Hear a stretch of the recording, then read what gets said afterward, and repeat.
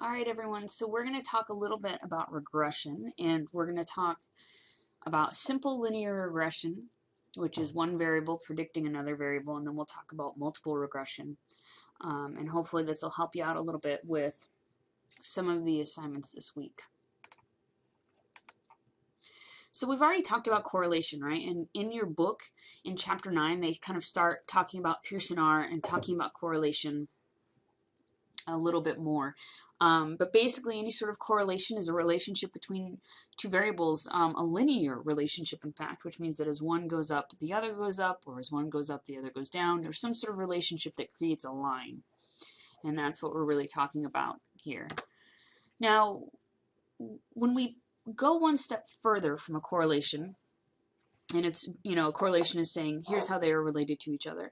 If we want to do a regression, anytime we're talking about doing a regression, we're talking about trying to predict the value of another variable. So it's actually taking it to the next step and saying, I'm going to take this one variable, and I'm going to try to see if, based on the data that I have, if I can accurately predict what the value of the other variable is going to be.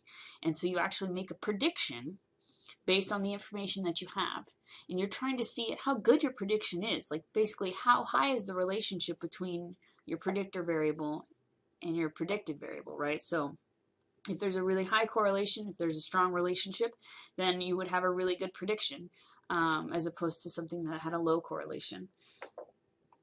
Okay, and so here you have, again, we're going to have one continuous dependent variable, one continuous independent variable. You actually want to predict one from the other. And here again, so you have your two variables. Say you were trying to predict your university GPA based on high school GPA. And so you're actually going to create this prediction line, and you can see that none of it's going to land exactly on the line. You're always going to have a little bit of error, but hopefully you'll at least have a decent number prediction where you can predict it to a certain percent. Here's the difference between a correlation and a linear regression. So you're actually looking at how much of the variation in the dependent variable is explained by the independent variable. And what this means is, like, pretend that your dependent variable is like a pie, right? And you're trying to figure out the different pieces of the pie. So your independent variable then might be blueberries. And so you're really trying to figure out, okay, so how much of my dependent variable is blueberries? So with that, you would actually be trying to predict the dependent variable, but you got to figure out how much your independent variable explains your dependent variable. Okay, and so here you have your equation for a straight line, and they have this in your text in chapter 9, and in the equation, I think these are a little bit different, but they mean the same thing, right? So this is your predictor variable, this B1, right? Whatever it is, that's the amount of it. That's the amount of your predictor variable. Then your outcome variable is Y here. The E is your error. You will always have error. It's never going to be perfect. And then the B0 is your intercept, which they talk about is the intercept is where the line actually starts on the y-axis, right? So where are you starting from? You need to use that, and then you would add your predictor variable and then your error. And here, this is going to be the slope of your line, and this is going to be the actual value of the variable you're trying to use to predict your outcome variable. And they talk about in the book how the slope may be higher or lower. This amount may be different depending on the relationship, the linear relationship. So the one thing you want to remember, we talk a little bit about this later, is that your R square, and this is going to be your effect size. This is the one that tells you about how much of your dependent variable you're explaining. So basically how much of your pie is made of blueberries. And you actually can just easily do this. You'll get R square through SPSS, and then you can easily just multiply it by 100, and then you can express it as a percentage. So this might get a little bit confusing, but I just want you to have a basic idea that, again, this is all about adding up error. And so the total sum of squares is the differences present between the actual data and basically like a null prediction equation, where you would say that this prediction equation, no matter what, is just going to predict the mean of your dependent variable, right? And that's pretty much your null, that there's no relationship between your independent variable and your dependent variable, and it's always just going to be the mean, which would be your pretty safe bet. If you didn't really know what was going to go into your dependent variable, and someone asked how much of it you would have, you would always just kind of guess the mean, and so that would be your null. That's your total sum of squares. Your residual sum of squares is then looking at how well any line predicts the data, fits the data. So we have the actual data, and then we have our predictor line. And so you're looking at the difference in the error, right? We're always going to have error. And then you're actually looking for the model sum of squares. You're saying, okay, so I have my null prediction line that is based on the mean, and then I have my actual prediction line, which is based on the actual values of my independent variable that I have. And I want to look at the difference, and I want to see how much more I'm able to predict based on mine. And so then hopefully you would be able to predict a lot more. Okay, so I know this looks crazy. First of all, I have bad handwriting. So this would be kind of an example, simple linear regression output that you would get. Okay, and so here you can see, so you start with your model summary, and here's your R, and when you only have one predictor, this is a Pearson correlation, that's all this is, right? Here you have your R square, which again is your effect size. So you could multiply that and say that 30% of your dependent variable, which is number of publications, is accounted for by work ethic. So you can predict the number of publications based on work ethic. It's about 30% of that. So there are other variables that you're missing, right? Being able to predict 30% of the number of publications isn't a whole lot, but you've only got one variable here. It's a decent correlation, right? All right, so here again, you have your sum of squares that we just talked about. These values are all here. And you have an F-test, which is actually looking at the difference, again, between your model and a null model, and so you have a significance here. And then here are your actual coefficient. Remember, so this is your null, this is the intercept here, and this is your slope. This is the value of your x, right? And then they would do a t-test to see if there's a significant difference between this and when it's 0. All right, so now we would move on and talk about multiple regression, and that's actually moving on from your chapter 9 on to chapter 10, right? And that's really the basis. It's pretty rare that you would actually see a single linear regression. More often you're going to see multiple regression. And so it's where you're going to want to take a bunch of different variables and see if you can predict a dependent variable. Because there are a lot of factors that can go into things. So with the example we had previously where we were trying to predict publications, and right there it was just work ethic, right? Well, you could try to put in a bunch of other things to see how much somebody publishes, whether it's also, maybe their previous GPA when they were in school, or maybe it's the amount of money they make. And so you would put all these variables in to see how much you could really predict the number of publications. All right, so then it gets a little bit more confusing, right? So you're trying to explain how much of this you have, right? And then you have different independent variables. You can have categorical variables. They dummy code it. They talk a little bit about it in the book. I'm not going to spend a whole lot of time on it. But then you also have, if you notice here, that your variables also have a relationship with each other, and so that's when you can have issues with multicollinearity, which we'll talk about as well. All right, and so this is, when we were talking about our simple line, you can see here that once you start adding different variables in here, it's like a 3D version, and that kind of helps you still understand how it could still technically be a line. I'm not going to confuse you anymore with that. So when you look at actually entering data and conducting a multiple regression analysis, there are different ways that you can do it. Hierarchical means that you're going to enter all the variables in the way you think that they might go in. So like which would be the most important first, then you might add the next one, then you might add the next one, and then you'll see how much you can predict, right? So that's one way you can do it. You can just toss them all in at once. You can say, I'm going to put all these in and see what I get out. Forced entry.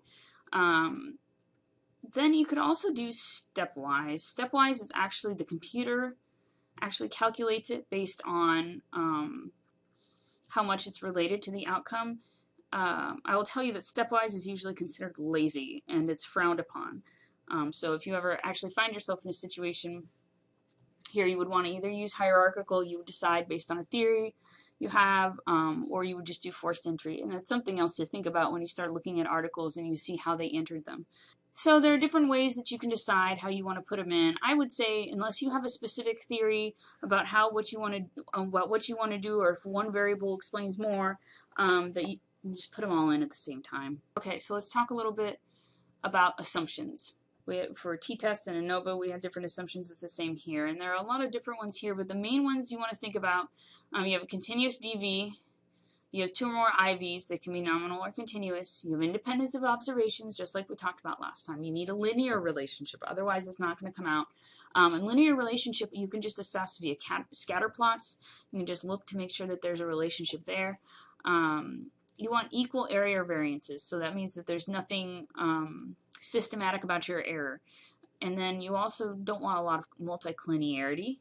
Outliers are going to affect your results. And the same with your residuals. You want your error to be approximately normally distributed. That's pretty much the same here. So multicollinearity is the new one that I was talking about when we were looking at all those circles that overlap. And so you really want to be able to see whether you have an issue with multicollinearity or not. And the first thing you can do is in your output, when you have a correlations matrix, you can look and see if any of your independent variables are highly correlated with each other. It says above 0.8 or 0.9, then you probably have an issue with multicollinearity. And what happens with that is if they are both really highly correlated with each other, then it's really hard for you to get an accurate prediction of how much of they each individually predict your dependent variable. Because they're so related with each other, it's really hard to assess then the relationship between each of them and the dependent variable. So the other thing that you can do is you can either look at the VIF or you look at the tolerance level. And these are statistics, again, that look at the multicollinearity. And so you see here, this is based on a dependent variable. You're trying to sell albums. And so your independent variables here are your advertising budget, your number of plays on the radio, and the attractiveness of the band, right? And so you want to see how much relationship they have with each other. And so you're going to go over here to your collinearity diagnostics. And so it says here you would want a VIF value of less than 10. All right. Looks like we're good here. And you want a tolerance value of above 0.2. Boom. No problems here. So then at this point you would say you don't have any issues with multicollinearity. If you do have issues with multicollinearity when you're running analysis, yeah, then you would have to really think about getting rid of one of your variables if they're so highly correlated, because your results aren't going to be meaningful because there's going to be that error in there. Your book talks about part and partial correlations. I find this concept to be confusing, and I've also found in my experience that different textbooks and different people say different things about this, so I'm just not even going to talk about. We're not going to have to deal with it at all. It's not even worth it. Okay, so now you're looking at the model summary. So say you've run your multiple regression, and this is what you're getting back. And notice that this looks a lot like your simple linear regression, right? You've got your R. And so as it has the 1, 2, if you'll notice here, this is how they added things in, right? So if you entered it in a certain way, it's going to give you separate models. So say you started out with 1, that's your first model. Then it's going to add the other. That's going to be your second model. Then it's going to add the third. So you have your R square, and this again is your effect size, remember? So that's looking at your effect size in here. So you see that like your second model predicts 67% of album sales. It's pretty good, right? And this tells you the difference between your models depending on when you're adding in your variables. And there's actually a decent change here, and you're now predicting twice as much of the variance in your second model here. Your text talks a little bit about the adjusted R square. They adjust it based on the N and the IVs, but it's not something you're going to really spend a lot of time on. You're really just going to use your R square for your effect size. Okay, so here you have your coefficients table, and what this does is it actually tells you the value, if you remember, of your linear equation. It tells you the value of the B, so how much each of these independent variables are actually going to play into predicting your dependent variable. And so these are your beta weights here for each of your variables. So you can see, for example, B1.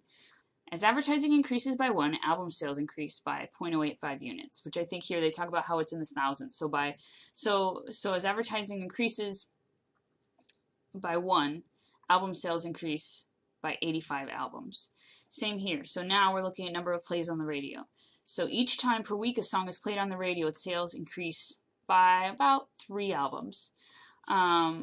And then attractiveness of the band. So for every unit higher a band is rated on the attractiveness scale, they can expect sales to increase by 11 units. So that's a lot. And so that kind of explains how each of these individually make up your whole model. All right, and then we're going to go back to R square effect size. This is right out of your Ellis text, you guys. And so here, when you're actually having to evaluate effect size, your R square, this is an estimate that you can use to make a decision as to whether you would think it would be small, medium, or large. And then remember that you're always going to want to be talking about your results in the context of the data, so really explaining what it means. I think that's it. Let me know if you guys have any other questions, and I'll be happy to talk a little bit more about this, and we'll also walk through the application assignment on Thursday.